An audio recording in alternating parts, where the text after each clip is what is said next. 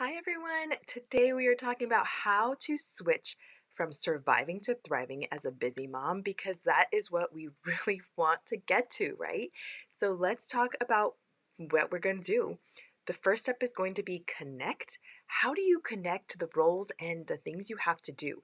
And are you having fun in the process? Then we come to the release part of it. What is holding you back from thriving? What do you need to let go of? And then the sustaining. How do you keep yourself from getting burnt out? Because there is just a lot on our plates. There is no getting around that. So before we start diving in too deep, let me tell you a little bit about me if you don't know who I am already. Like I said, I'm Amy Nesbitt. I'm a full-time working mom in Silicon Valley to two boys. And in the pandemic, I started a YouTube channel called This Japanese American Life, where I talk about all things Japanese food, culture, travel, and I try to pare it down for busy parents because that's who I am and it needs to be accessible. So that's where I do there. I also started a health and wellness MLM in the pandemic because I am crazy about all things health and things for my family that are healthier alternatives for things. As you can see, I have the whole Wellness Mama Summit. So health and wellness is dear to my heart. And if there's products I love, I talk about them.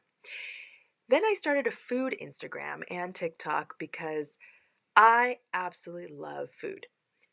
If you've been around me at all, you know I love food in all different capacities, eating out, making it at home, making healthier versions of things. I love it all. So you can find me at Amy N's Eats. And then my most recent addition was Book Talk, Amy N's Reads, and there might be a YouTube channel coming for that because I love learning, and books are a fabulous way to do that. And I recently got into the fiction world. Mostly I was listening to and reading nonfiction and personal growth types of things, but my life was changed when I started reading fiction and fantasy, and Book Talk was born. I will talk more about that in a bit. But there were all these things that I was doing on the side, on top of being a full-time mom and employee in a corporate world. So friends were asking me, fellow moms were in conversation with me saying, how do you manage all the things along with all those full-time roles that they had too? And that is what birthed the whole Wellness Mama Summit because I truly believe that every mom deserves to feel whole and find joy on the daily, regardless of all the hats that we have to wear, all the things that are on our plate. And this was my way of bringing different experts, different people that you all can relate to and learn from, and people that I was learning from, because it takes a village to do this whole parenting thing and thrive instead of just feeling like we're drowning and trying to keep above water. So let's dive in on those 3 steps that I mentioned earlier: connect, release, and sustain. So the first step is connecting. I want to start with evaluating where we feel like we are on each of these levels. So rate yourself with a yes, maybe, or no. Pick from that. Don't dilly-dally. Just come with your first gut instinct. Yes, maybe, or no. There are too many things I have to do daily. Yes, maybe, or no. If I didn't do it, it wouldn't get done. I feel like I'm not doing anything well. All the to-dos feel like a chore. Can you just look at those really quick and see if you have yeses all across the board? Do you have more maybes? Do you have more nos? And just take inventory of where you are on this connect step. Now let's move to release. Rate yourself with a yes, maybe, or no, just like we did before. I'm often in just get it done mode. You can't think about efficiencies, you're just in get it done mode. I'm worried what others will think of me in so many different ways. We'll dive into this later, but just see where you feel on that. Do you feel worried of what others think of you? I'm scared to change up the status quo. I'm scared to change up the routine to do new things. Again, look at that list. Do you have more yeses, maybes, or nos, or a combination? Sustain. I don't have time for myself. Yes, maybe, or no. I have no idea where my time goes. I don't feel a sense of purpose or alignment with the things I have to do each day. There's no judgment here. This is just to evaluate how you feel. So be honest with yourself on how you feel about these, because that is where we start and that is where we move on from. So once you can be honest with yourself on how you feel on these things, let's dive deeper. So the first thing is connect.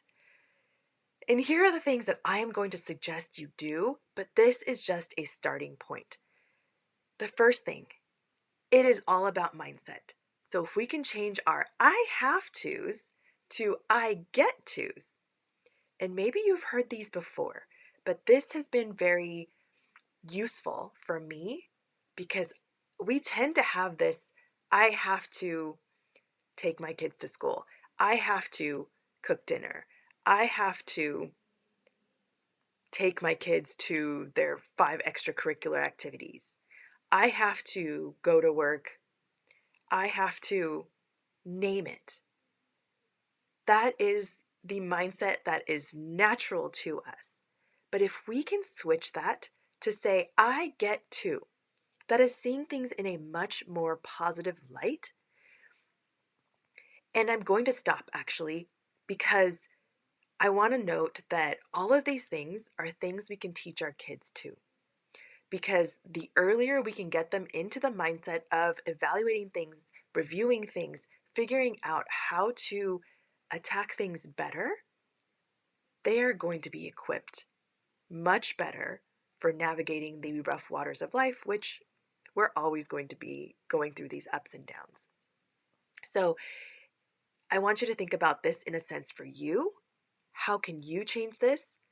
But then start paying attention to your kids as well and the language, the feelings, the mindset that they might have, and start picking up on how this happens with all the people around you. So some of the I get tos. Instead of saying, I have to pick up my kids or I have to drive them to all these different things, what if we switched it to, I get to spend this time with my kids in the car to talk about things that they might not talk about at the dinner table, or if I just ask them a question at home. Sometimes they open up a lot more in the car.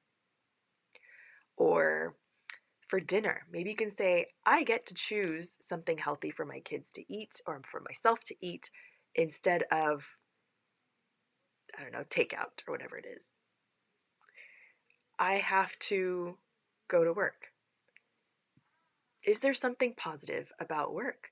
I get to go see people that I actually like. That is true for me. I actually enjoy the people that I work with. So I do get to go see people that are adults, that are people that I can have fun with while I work. And that is a huge blessing for me. And it's finding these things that will really change the way that you live life and that you focus your attention on. Now, if you're having a hard time with that, get curious about your feelings. Why does this feel so hard?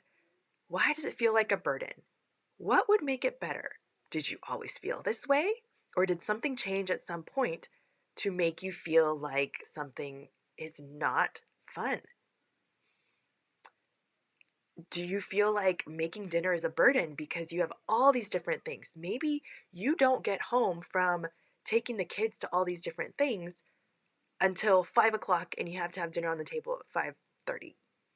Yeah, of course you would feel burnt out. It's about noticing, it's about feeling out what could change and constantly figuring out why you're feeling that way and how you can change it. Because we want to be connected with the things that we are doing. And if something is not working, maybe it is the season of life where you need to find some shortcuts there. Maybe you need to change some things up. Maybe you need to ease some things so that it's not a complete burden, but you're still happy and aligned with what you eat or what goes on in the home. The third thing is change your mindset toward failure. If we're going on that dinner theme, stop thinking like you are a failure if you don't get dinner, homemade, healthy dinner on the table 7 days a week. Do not expect perfection. And if we tell our kids that failing or making mistakes is how we learn, give yourself that same grace. Failures are seen in a negative way, but what if you thought of them as data points? That is something that did not work, and now you have a way to make it better.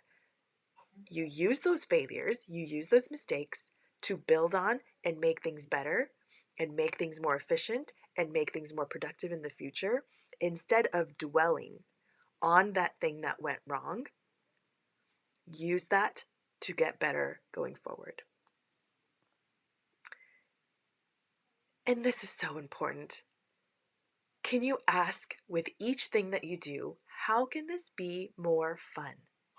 This can be all sorts of things. Is it inviting someone to come do something with you? Is it getting a treat for yourself at the store? If you have to go to the grocery store, or you get to go to the grocery store to pick out all the things that you want to, can you pick up something that is special for you? Or can you make something a game? If you are doing laundry, can you invite the kids? That is people, inviting people. Or can you kind of make up a game to make laundry and doing it with your kids more fun?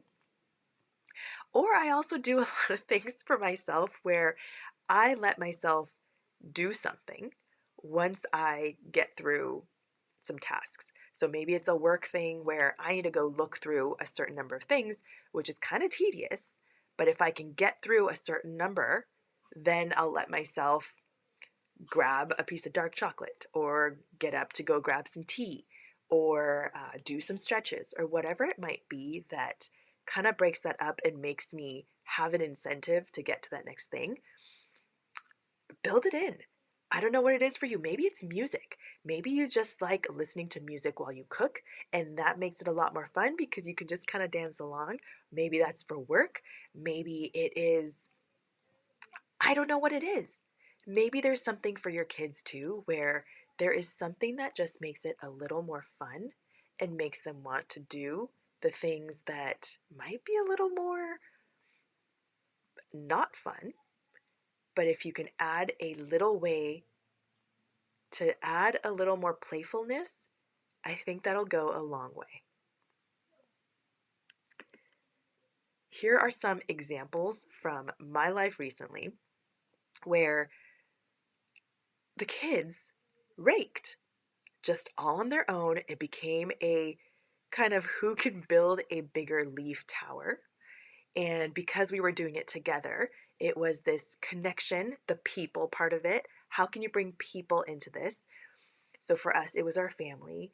But in other places, it can be with a friend. So I love rock climbing because I get to do it with a friend. I don't go on my own as much, but if I go with a friend, it makes it funner.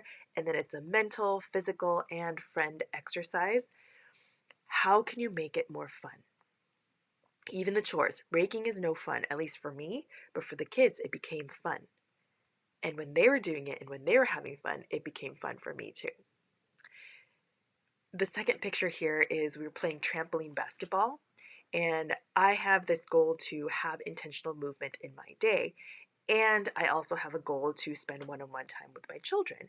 And so this was a blending of those two, and it's kind of thinking outside of this box of how can I move my body? How can I have fun? How can I get outside too? The nature, getting out in nature is so good for our souls.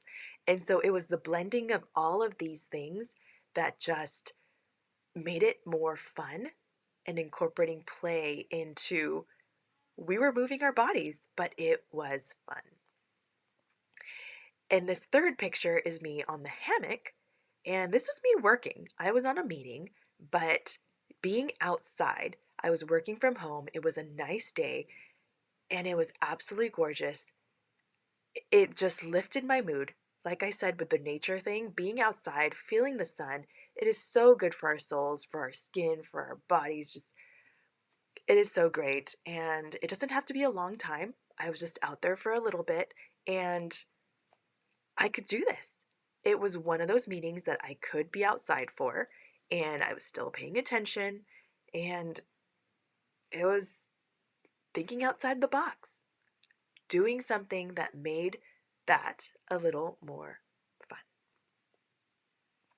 Now, once you feel more connected with the things that you do, we want to head into the release part of it, where we want to get clear on why we do the things we do. Do we do things because we just always have? Or do we need to strategize on how to do it better? Oftentimes, we are just doing what we've always done, or we do it because we've always done it and we feel like someone else wouldn't do it as well, or someone else would be slower, someone else would be, um, it's just more investment to teach someone else how to do it. All those things, or we feel like we should because we are the mom, the wife, the daughter, the whatever. We've all been there. But get clear on why you do those things and if it still makes sense, or do we need to release it to someone else, or it just doesn't make sense to do it anymore? Or what is it? Does it need to be released? If it doesn't need to be released, then how can you do it better? How can you plan for it? Once you have the why do we do this, and the why makes sense that you should still do it, then who? Who is supposed to do it? Is it you? Or can it be someone else? And if it's someone else, how do we get them on board? The what? What are you doing? Is it the right thing that you should be doing, or should it be something else? Then you start the planning of the when and the how. All the questions, right, that you're supposed to ask. Once you're clear on what it is that you should be doing and why, then you can figure out a plan for who's doing it and all of that. And in order to release, we need to face our fears. You need to face your fear, and you need to figure out what your fear is in order to face it. So, have you not done something because you were afraid of failing? I know for me, when I started doing several of these side things, I was scared. I was scared that people were going to think I wasn't an expert. People were going to think I looked weird. People were think I didn't speak very well.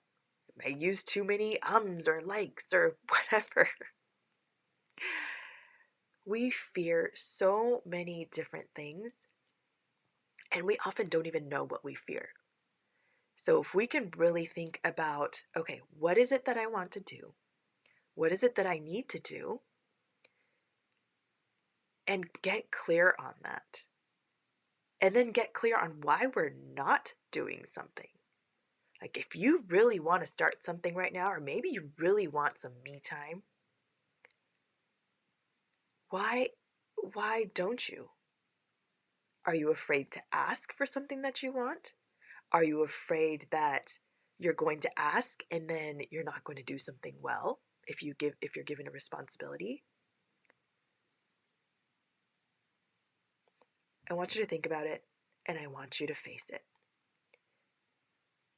And I want you to just start. Because so often we cut ourselves short. We just don't do it because we are afraid. And then we just get comfortable in where we're at. If you want to start something, you don't need to be amazing at it. I started a YouTube channel, and I have talked about this. I have a separate video about my YouTube journey. I was everywhere. I was everywhere, but I just started. Even though I had the fears that I just talked about, you start and then you tweak as you go. That is the same for all the other things. Maybe you think, oh, I really want to cook homemade meals, but I'm not good at cooking. Start easy. Start easy, There's going to be some duds in what you cook, but there's only one way to learn and one way to get better. Just start. So let me give you some examples on this too. Here are my kids. This one on the very left. This is our time in Japan, and they are just silly kids. This was out in the public space. They just loved wearing these hats. They didn't care what they looked like. They didn't care who was there. They didn't care that they were making these weird faces. They just were having fun and being themselves, and I loved that.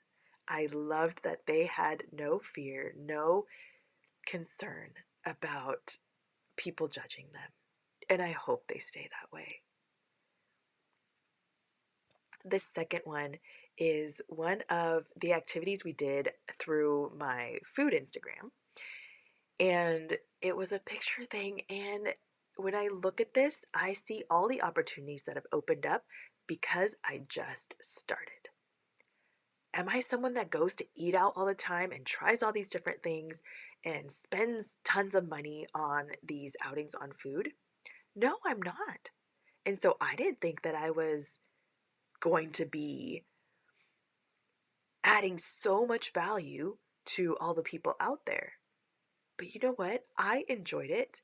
And I realized over time that there are moms like me that want to be frugal, that want to still have budget meals or fun, fancy meals sometimes. There are things that I share that have been really valuable to other people that relate to me. They're not the super fancy people, they're not the like super budget people. They're the in between busy parents that have families that want to take their kids to family friendly places. They want to have all the different kinds of experiences. Everybody has someone that they would relate to. Everybody has something that they've wanted to do. So just do it. Go try, go figure out how to get it done, and just start. And this last picture is another one. That is a picture, if anybody has read Fourth Wing, that book is a fantasy, it's a romantasy book, romance fantasy book that made me fall in love with the genre, that made me start a book talk because I wanted to talk to people about it, and there was no one around me that had read it. So I just started a book talk. I said, who knows who is going to be out there to talk to me? I don't know if people are going to judge me for reading this book, but you know what? I just loved it. And then I bought a shirt, and my husband totally asked me about it and said, you bought a shirt? Because I became that person that loved something so much. I got book merch, I got all kinds of stuff. And the book talk has been really fun to connect with people that I never would have met before. And it brings me great joy in reading and in connecting with people in that way. And my commutes have gotten better because I listen to books, and it's really fun to make my commute feel shorter because I am engrossed in something. That's a way for me to make the commute fun, because commutes for me are not fun. Maybe some people like commutes. I don't know if that's you, but for me, it's not. But with books, it makes it fun with my children in the back to talk to and do things with. It becomes fun. Again, there are things that are not fun normally, that with a little play, with a little creativity, with a little change in perspective, it gets a lot more fun. So let's move to sustain. This is where we need to recharge ourselves. We need to make sure we are in alignment with ourselves. Evaluate whether the tasks still feel good. There are things that we started, there are things that were thrown onto our plates, there are things that they have seasons. So remember to look back and see if they still feel good. Don't keep doing things just because you've always done them. But an example, these are just examples, but the number of extracurriculars. Does it make sense to still have that many? Or maybe you need to increase it. Maybe you're like our family where we said one thing at a time, one sport at a time. But do they want to do more? Can your schedules handle more? Then add more. Do what feels good. If you need to cut back, cut back. Align with what your family values are. And if that value is family time and everybody enjoying and not feeling overwhelmed by schedules, at least that is for us, then we need to align with that. Making all homemade meals. This is another example. I kind of talked about it earlier, but does that still feel good to you, or is it just a complete burden? Can you add one healthy takeout meal if that is your option, or a cheat meal, or whatever it is? Can you relax that a little bit so that it still feels good, but you're not overwhelmed? Another thing to think about is what is distracting you from your goals? Because oftentimes we set our goals, and if we don't meet them, we beat ourselves up. We feel like we're failures. We feel like, what is the point of setting goals? But can you go a little deeper and see what is distracting you from getting the things done that you would like to get done? Is it comparing with other people, whether it is in person or on social media? Do you need to take yourself out of some of those situations? Or is it mindless TV? Some people, TV is great if it is like a relaxing thing that you just need to do and you have limits, all of that.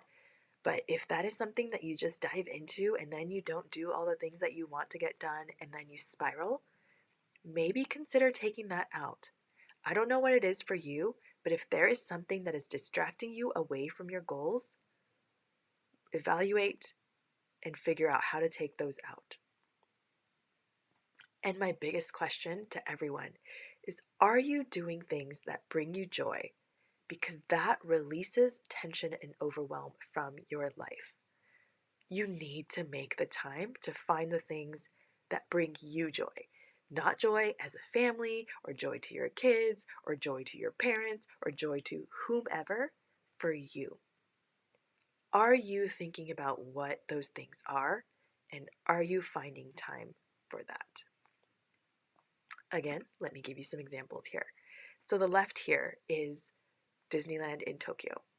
My husband does not like amusement parks like Disney. We went to Disney World and he had a horrible time. And so when we were in Tokyo, I said, you don't have to go. I can take them myself if you don't want to go, and it is going to be miserable for you. And you know what he did? He chose not to go, and he got to do other things by himself, which brought him joy.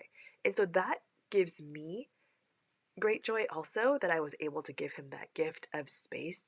And if we can talk about these things of what would bring us joy, what would bring our partners joy, what would bring our kids joy, it just makes that conversation so beautiful.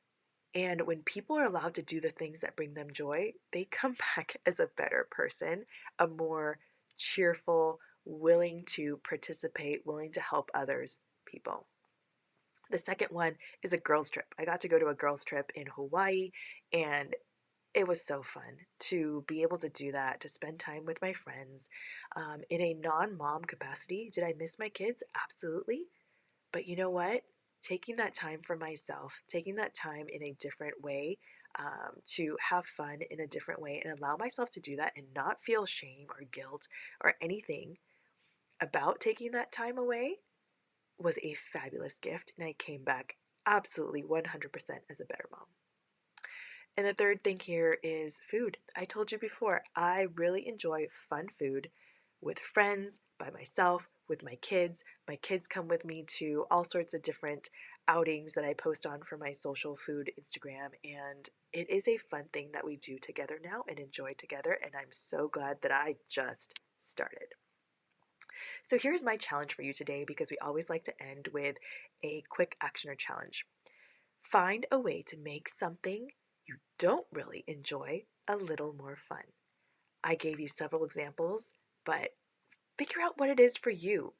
It doesn't have to be the hardest thing right now.